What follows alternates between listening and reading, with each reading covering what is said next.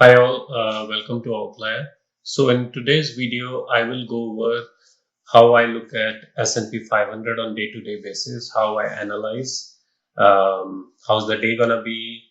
There are a couple of approaches here that I usually take. Think about it. If I am not in the mood to day trade a lot, then I simply come here on the Outlier portal. And if you see here that this is the data from past 1 year.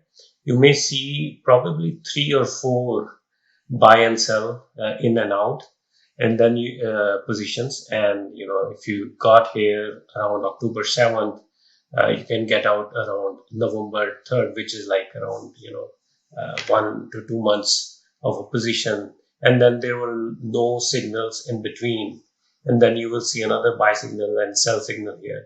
So think from that perspective that if you are like, if you are really not into too much of trading, then you can come simply here, look at our signals, get in and get out over, the position may last for a few months. So that is one way of looking at S&P 500 SPY.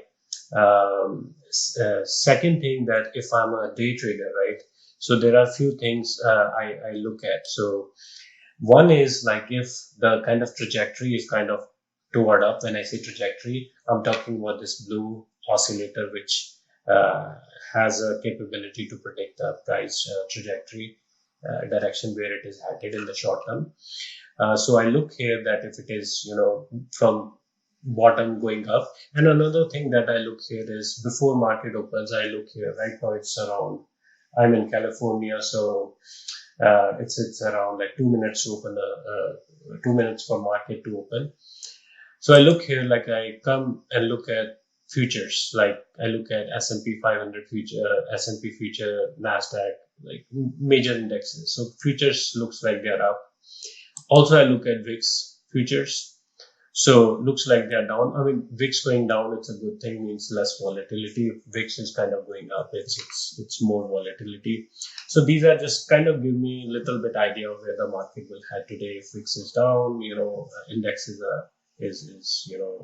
positive, then I may see some short term upward movement.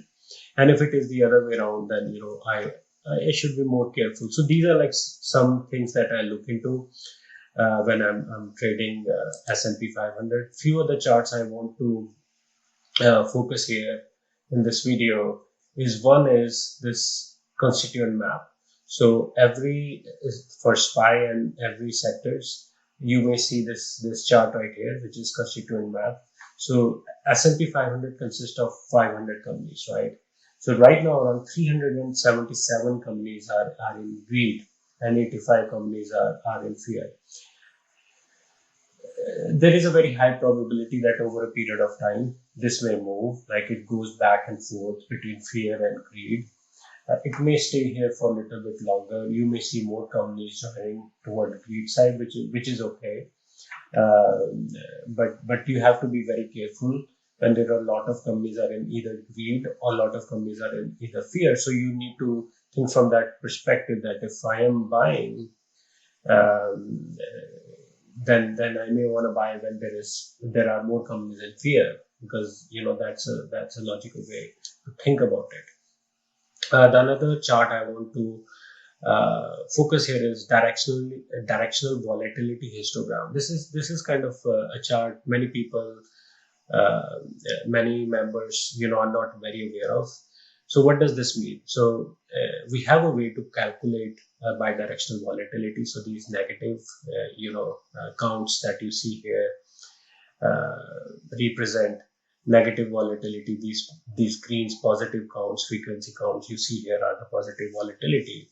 Now I want to go back to homepage, Outliers homepage, and come here under features section, and there is this section directional volatility histogram, and here you will see like four images. So think about it, like these are like kind of not real data what you see here, but it gives you an idea of what you're looking for. So if you see a histogram forming like this, where you see a lot of negative clusters on the left side, and then here you will see more positive, the green ones on the right side, and then there is a white peak, and then there is a tall peak, right? So if you think from like a very basic structure perspective, where do you see the S&P 500's 5 fits? So if I look here, I can easily tell that it is looking like this.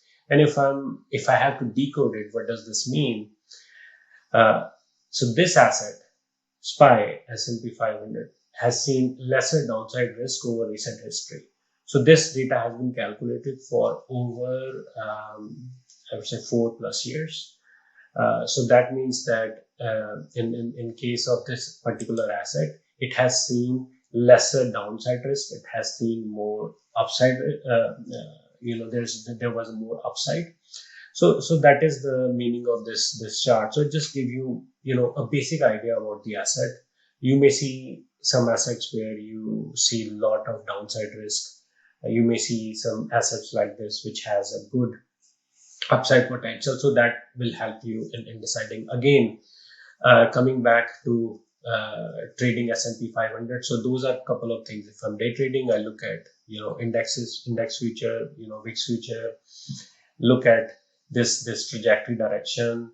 Also look at the constituent map, and then make a decision whether to get in and get out for that day, or for make a swing trade, or I just want to follow like simply buy and sell signals from outlier dashboard. You can have another view here, which gives you a little bit more idea of where investor fear and greed is. So more reds are like where investor fear is high, and greens are where investors are greedy. So you need to be keep that in mind when making a decision. They say you need to buy when there is fear in the market, and you need to take profits when there is a greed in the market. So based on that concept, this chart gives you a very fair idea of where investor fear and greed is, so you can make your decisions. Thank you for watching this video.